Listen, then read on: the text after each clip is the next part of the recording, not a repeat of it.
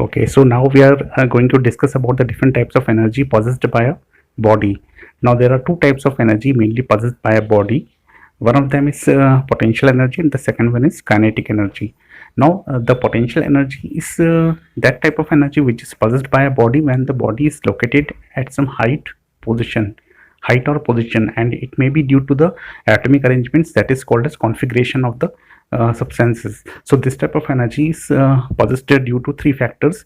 It may be due to the position of the body, maybe due to the height, and it may be due to the configuration of the uh, atoms, that is components of the substance.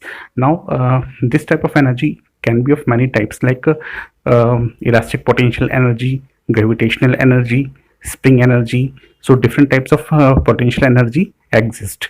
Now the best example we can say is when the shape of a body changes, like when we stretch a rubber band.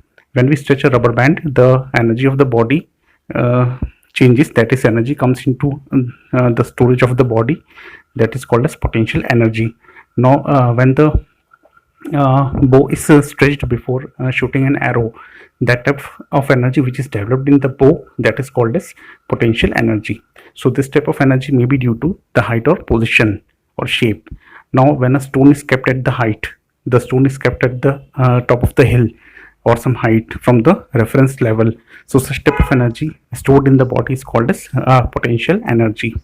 Second category is the energy which is possessed by the body due to its motion. When the body is moving, then the type of energy which is developed in the body, that is called as kinetic energy. Best example is moving fan. The fan is moving, and the energy which is possessed in the fan at that time, that is kinetic energy. Flowing wind, flowing water, all these examples are the examples of kinetic energy. Suppose a car is moving at a speed, a car is moving at a great speed, so that time the energy possessed by the car is also an example of kinetic energy. So there are various examples of potential energy and kinetic energy possessed by a body, and these energies are interconvertible. That is, one form of energy can change and the other kind of energy can develop in the body at the same time. We'll learn about all these things in the next topic, that is conservation of energy in detail. So right now we have discussed the two types of energies, that is potential energy and the kinetic energy.